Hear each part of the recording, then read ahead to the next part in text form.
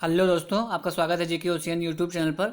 आज हम president of India से संबंधित टॉप 30 क्वेश्चन देखेंगे। प्रेसिडेंट ऑफ इंडिया का जो डिटेल्ड वीडियो है वो हमारे चैनल पर पहले से ही अपलोडेड है, जिसको आप डिस्क्रिप्शन बॉक्स में लिंक दिया गया है, वहाँ से आप देख सकते हैं। साथ ही साथ चैनल पर पहले से ही प्लेलिस्ट बनी हुई है, वहाँ से आप देख सकते हैं, जिसमें हमने प्रेसिडेंट ऑफ इंडिया के बारे में पूरी विस्तृत चर्चा की है। अब उसका पूरा पार्ट ख़त्म होने के बाद ये क्विज की सीरीज लाए हैं, जिसमें 30 क्वेश्चन रखे गए हैं जो कि परीक्षा की दृष्टि से बहुत ही महत्वपूर्ण साबित होंगे। तो शुरू करते हैं अपना वीडियो और देखते हैं पहला क्वेश्चन। पहला क्वेश्चन है कि भारत में कार्यपालिका का अध्यक्ष कौन होता है। आपके ऑप्शन है राष्ट्रपति, प्रधानमंत्री, विरोधी दल का नेता, भारत सरकार का प्रमुख सचिव। तो इसका जो सही आंसर होगा वह होगा ऑप्शन नंबर 1, राष्ट्रपति। अगला देखते हैं कि संघ की कार्यपालिका शक्ति निहित होती है प्रधानमंत्री में, राष्ट्रपति में, मंत्रिपरिषद में या संसद में। तो इसका जो सही आंसर होगा वो होगा ऑप्शन नंबर 2, राष्ट्रपति। अब अगर यहाँ पे बात करें कि संघ की कार्यपालिका शक्ति राष्ट्रपति में निहित होती है या किस संविधान के अनुच्छेद में बात कही गई है, तो अनुच्छेद 53 यह प्रावधान करता है। यहाँ से हम ये अनुच्छेद बिल्कुल रट लेंगे, क्योंकि ये कई बार परीक्षा में पूछा जा चुका है कि संघ की कार्यपालिका शक्ति राष्ट्रपति में निहित होती है या किस अनुच्छेद में दिया गया है, तो अनुच्छेद 53 में दिया गया है। अगला क्वेश्चन देखते हैं कि भारत का राष्ट्रपति होता है।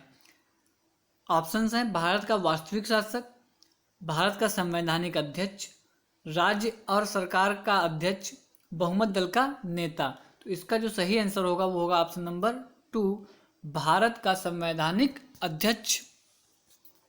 अगला क्वेश्चन देखते हैं कि भारत का राष्ट्रपति बनने के लिए अधिकतम आयु सीमा क्या निर्धारित की गई है। आपके ऑप्शन है 35 वर्ष, 30 वर्ष से अधिक, 45 वर्ष से अधिक, कोई निर्धारण नहीं। तो यहाँ पे बात करेंगे तो अधिकतम आयु सीमा की, तो इसका कोई भी निर्धारण नहीं है। अधिकतम आयु सीमा कितनी भी हो सकती है, उसके लिए कोई टाइम लिमिट नहीं है, लेकिन जब न्यूनतम आयु सीमा की बात होगी तो वह 35 वर्ष या 35 वर्ष से अधिक का होना चाहिए। कम से कम 35 वर्ष की आयु का होना चाहिए। वो न्यूनतम की जब बात करेगा तब 35 वर्ष सही होगा। जब अधिकतम की बात करेगा तो उसका कोई भी निर्धारण नहीं है। अगला क्वेश्चन देखते हैं कि किस संविधान संशोधन के तहत राष्ट्रपति के चुनाव के निर्वाचक मंडल में दिल्ली एवं पांडिचेरी की विधानसभाओं के निर्वाचित सदस्यों को शामिल किया गया। आपके ऑप्शन है 44वां संविधान संशोधन, 86वां संविधान संशोधन, 70वां संविधान संशोधन, 42वां संविधान संशोधन। तो इसका जो सही आंसर होगा वो होगा ऑप्शन नंबर 3, 70वां संविधान संशोधन। 70वें संविधान संशोधन में यह प्रावधान किया गया कि दिल्ली एवं पांडिचेरी की विधानसभाओं के निर्वाचित सदस्यों को भी इसमें शामिल किया जाएगा।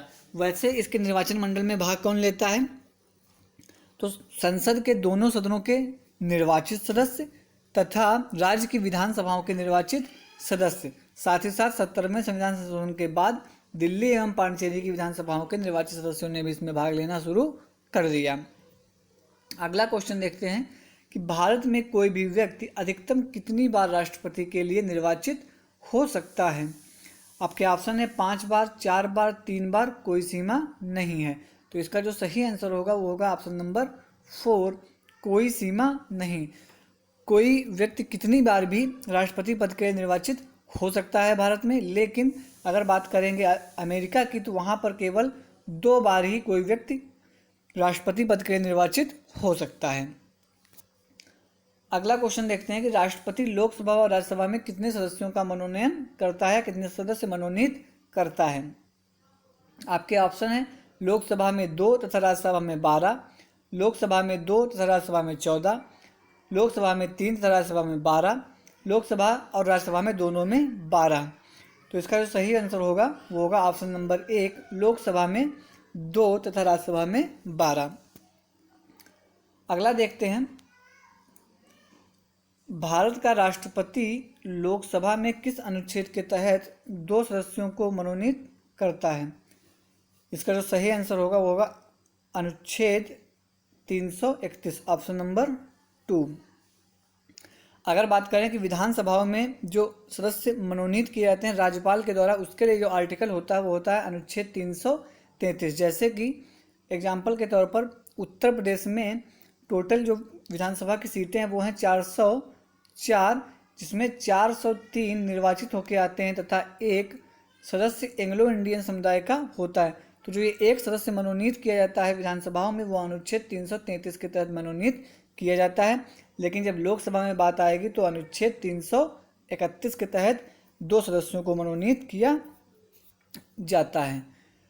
बात करें अगर अगले क्वेश्चन में कि राष्ट्रपति राज्यसभा में 12 सदस्यों का मनोनयन करता है किस अनुच्छेद के तहत, तो इसका जो सही आंसर होगा वो होगा ऑप्शन नंबर 2, 80(1) का के तहत।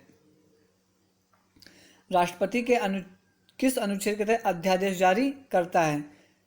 जो अध्यादेश जारी करने का अनुच्छेद होता है वो होता है 123। तो इसका जो ऑप्शन सही होगा वो होगा नंबर 2 वाला, 123 के तहत राष्ट्रपति अध्यादेश जारी करता है। अगला क्वेश्चन देखते हैं कि अनुच्छेद 72 के तहत राष्ट्रपति को क्षमादान की शक्तियाँ प्राप्त हैं। यह शक्तियाँ कितने प्रकार की होती हैं?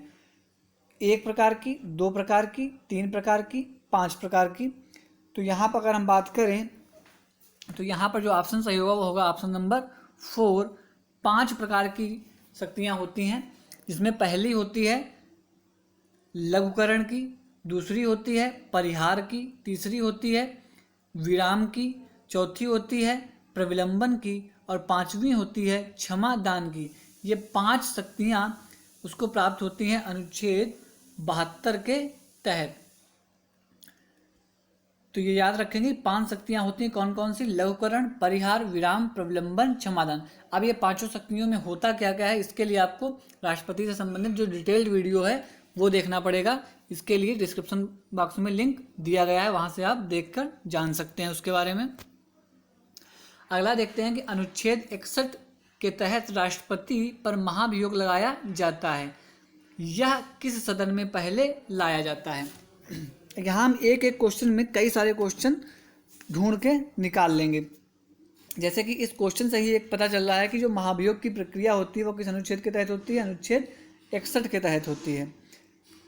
लेकिन यहाँ पे पूछ रहा है कि यह किस सदन में पहले लाया जाता है, तो इसका जो सही आंसर होगा वह होगा लोकसभा व राज्यसभा दोनों में से किसी भी एक सदन में, चाहे लोकसभा में पहले लाया जाए चाहे राज्यसभा में पहले लाया जाए। अब महाभियोग होता क्या है, इस प्रक्रिया में क्या होता है, कैसे लाया जाता है, कैसे नहीं लाया जाता है, कैसे लगाया जाता है, कैसे पारित होता है, इसके लिए डिटेल वीडियो देखिए जो कि चैनल पर अवेलेबल है। अगला क्वेश्चन देखते हैं, राष्ट्रपति का निर्वाचन एकल संक्रमणीय मत पद्धति द्वारा किया जाता है। यह पद्धति किस देश से के संविधान से ली गई है? इसका जो सही ऑप्शन है वो है ऑप्शन नंबर 2, आयरलैंड। यहाँ पे एक फैक्ट जोड़ देते हैं कि जो आयरलैंड से यह पद्धति ली गई है यह आयरलैंड के संविधान में स्पेन से ली गई है और यह पद्धति सबसे पहले एंड्रे के प्रयासों से डेनमार्क में लागू की गई थी। इसलिए इस पद्धति को हम एंड्रे सिस्टम भी कहते हैं तथा इस पद्धति का एक दूसरा नाम वरीता प्रणाली भी है और यह ब्रिटेन के विद्वान हैमर के द्वारा बनाई गई थी। अगला देखते हैं कि लाभ के पद का निर्धारण कौन करता है? ऑप्शन है राष्ट्रपति एवं राज्यपाल, संघीय संसद, उच्चतम न्यायालय, निर्वाचन आयोग। इसका जो सही आंसर होगा वो होगा ऑप्शन नंबर 2, संघीय संसद। संसद लाभ के पद का निर्धारण करती है कि कौन सा पद लाभ का पद है और कौन सा पद लाभ का पद नहीं है। अगला क्वेश्चन देखते हैं कि भारत का राष्ट्रपति किसका एक अभिन्न अंग है? लोकसभा का, राज्यसभा का, संसद का या मंत्रिपरिषद का? तो इसका जो सही आंसर होगा वह होगा संसद का, क्योंकि संसद जो है वह राष्ट्रपति, लोकसभा व राज्यसभा से मिलकर बनती है। तो संसद का एक अभिन्न अंग होता है राष्ट्रपति। संसद 3 चीज़ों से मिलकर बनती है। अगला क्वेश्चन है कि राष्ट्रपति किस अनुच्छेद के तहत संयुक्त अधिवेशन बुलाता है? 108, 102, 143 या इनमें से कोई नहीं? तो इसका जो सही आंसर है वो ऑप्शन नंबर 1, इनमें से ऑप्शन नंबर 108 अनुच्छेद 108 के तहत संयुक्त अधिवेशन बुलाया जाता है। क्वेश्चन नंबर 17 देखते हैं। भारत का राष्ट्रपति अपना कार्यकाल पूरा होने से पहले किसे त्यागपत्र दे सकता है? देखने में बहुत सिंपल क्वेश्चन लग रहा है। आपके ऑप्शंस हैं मुख्य न्यायाधीश को, उपराष्ट्रपति को, प्रधानमंत्री को, लोकसभा अध्यक्ष को। तो यहाँ पे जो सही आंसर है वह है उपराष्ट्रपति। लेकिन अगर उपराष्ट्रपति नहीं मौजूद होगा तो वो मुख्य न्यायाधीश को इसके बारे में सूचना देता है। अगला क्वेश्चन है कि निम्नलिखित में से कौन सा राष्ट्रपति के निर्वाचन का भाग है परंतु उसके महाभियोग प्रक्रिया का भाग नहीं है? क्वेश्चन समझ लेते हैं कि यहाँ पे पूछ ये रहा है कि राष्ट्रपति का निर्वाचन होता है तो कौन से ऐसे लोग हैं जो उसमें वोटिंग करते हैं और कौन से ऐसे लोग हैं जो वहाँ पे वोटिंग करते हैं लेकिन महाभियोग में भाग नहीं लेते हैं। ऑप्शन है लोकसभा के निर्वाचित सदस्य, राज्यसभा के निर्वाचित सदस्य, राज्यों की विधानसभाएं और राज्यों की विधान परिषदें। तो यहाँ पे अगर हम बात करें तो इसका जो सही आंसर है वो है ऑप्शन नंबर 3 राज्यों की विधानसभाएं। ये लोग निर्वाचन में भाग लेते हैं लेकिन महाभियोग की प्रक्रिया में भाग नहीं लेते हैं। अगला क्वेश्चन देखते हैं कि किन अनुच्छेदों के तहत राष्ट्रपति को आपातकालीन शक्तियां प्राप्त होती हैं? तो इसका जो सही आंसर है वो है ऑप्शन नंबर 2 अनुच्छेद 352 से 360 के तहत राष्ट्रपति को आपातकालीन शक्तियां प्राप्त होती हैं। आपातकालीन शक्तियां 3 प्रकार की होती हैं, राष्ट्रपति शासन, राष्ट्रीय आपातकाल और वित्तीय आपातकाल। अगला क्वेश्चन देखते हैं कि वीटो पावर के तहत राष्ट्रपति के पास कितने प्रकार की वीटो पावर होती हैं? 3 प्रकार की, 2 प्रकार की, 4 प्रकार की, 1 प्रकार की। तो इसका सही आंसर होगा वो होगा ऑप्शन नंबर 1 3 प्रकार की। एक आत्यंतिक वीटो, निलंबनकारी वीटो और पॉकेट वीटो। इन वीटो पावर्स में होता क्या है इसके लिए आप डिटेल वीडियो देखिए। यहाँ पे केवल क्वेश्चन को कराए जा रहे हैं जो कि परीक्षाओं में डायरेक्टली पूछे जाते हैं और पूछे जाने की संभावना है। यहाँ से आप अगर इन 30 क्वेश्चनों को तैयार करेंगे तो आपको पेपर में 100% है कि क्वेश्चन देखने को मिलेंगे और आपको बहुत ही फायदा होगा। निम्न में से कौन राष्ट्रपति के प्रसाद पर्यंत अपने पद पर रहता है? आपके ऑप्शन है प्रधानमंत्री, उपराष्ट्रपति, मुख्यमंत्री या राज्यपाल। तो इसका जो सही आंसर होगा ऑप्शन नंबर 4 राज्यपाल। अगर आपने डिटेल वीडियो देख रखा है तो आपको सारे क्वेश्चंस मोस्टली आ रहे होंगे क्योंकि वहाँ पे बहुत ही अच्छे से डिस्क्राइब किया गया था। अगला क्वेश्चन देखते हैं कि यदि राष्ट्रपति की आकस्मिक मृत्यु हो जाए तो उसके पद को कौन संभालता है? आपके ऑप्शन है सर्वोच्च न्यायालय का मुख्य न्यायाधीश, उपराष्ट्रपति, सर्वोच्च न्यायालय का वरिष्ठतम न्यायाधीश या प्रधानमंत्री। तो इसका जो सही आंसर होगा वो होगा उपराष्ट्रपति। लेकिन यहाँ पर ऑप्शन ऐसे रखे गए हैं अगर समझाने के लिए कि अगर उपराष्ट्रपति उस टाइम मौजूद नहीं है तो फिर सर्वोच्च न्यायालय का मुख्य न्यायाधीश उसका पद संभालेगा। यह एक बार भारत देश में हो चुका है जब एम हिदायतुल्लाह ने राष्ट्रपति के पद को संभाला था। अगर वह भी उपस्थित नहीं है तो सर्वोच्च न्यायालय के वरिष्ठतम न्यायाधीश को उसका पदभार ग्रहण करना पड़ता है। कहने का मतलब यह है कि अगर उपराष्ट्रपति नहीं है तो सर्वोच्च न्यायालय का मुख्य न्यायाधीश, अगर वो भी नहीं है तो फिर सर्वोच्च न्यायालय का वरिष्ठतम न्यायाधीश उसके पद को संभालता है। अगला क्वेश्चन है कि भारत का राष्ट्रपति बनने के निम्न में से क्या आवश्यक नहीं है? तो इसका जो सही आंसर होगा वो होगा पढ़ा लिखा होना। भारत का राष्ट्रपति बनने के लिए पढ़ा लिखा होना जरूरी नहीं है। आप अनपढ़ हैं तब भी भारत के राष्ट्रपति बन सकते हैं लेकिन जो अन्य योग्यताएं हैं वो आपके पास होनी चाहिए।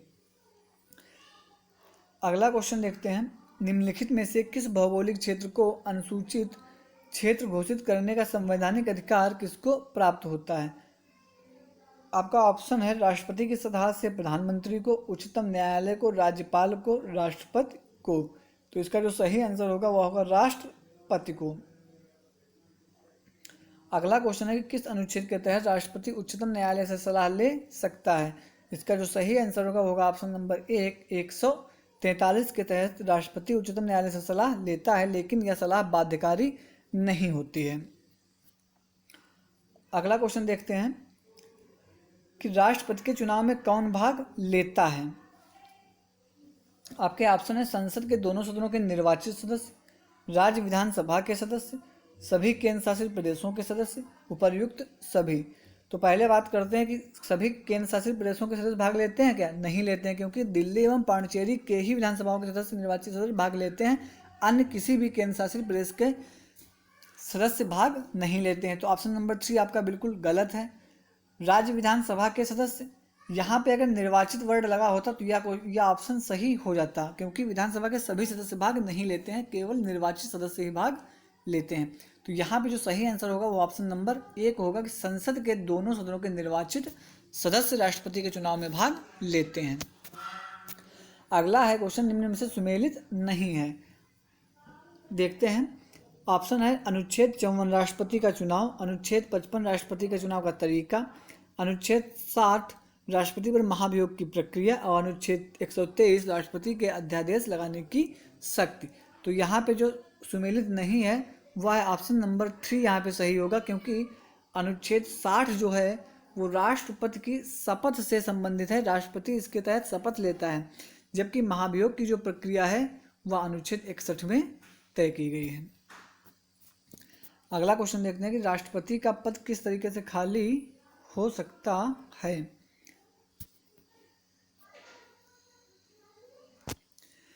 इसका जो सही आंसर होगा वो होगा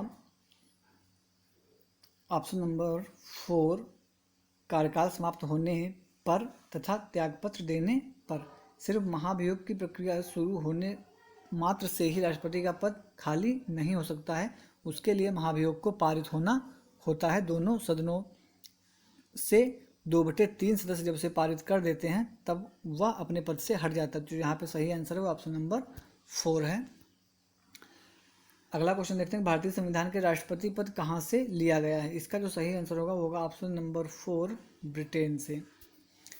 लास्ट क्वेश्चन देखते हैं कि भारतीय संविधान में राष्ट्रपति पद किस अनुच्छेद में दिया गया है।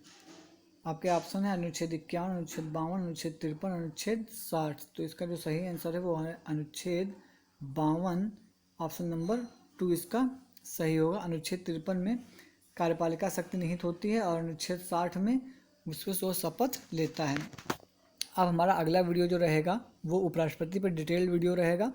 साथ ही साथ अगर आपको ये वीडियो पसंद आया हो तो हमारे यूट्यूब में लाइक करें, शेयर करें, सब्सक्राइब करना बिल्कुल न भूलें तथा हमारे टेलीग्राम ग्रुप से जुड़ने के लिए वीडियो के डिस्क्रिप्शन में लिंक दिया गया है, वहाँ से आप जुड़ सकते हैं। धन्यवाद।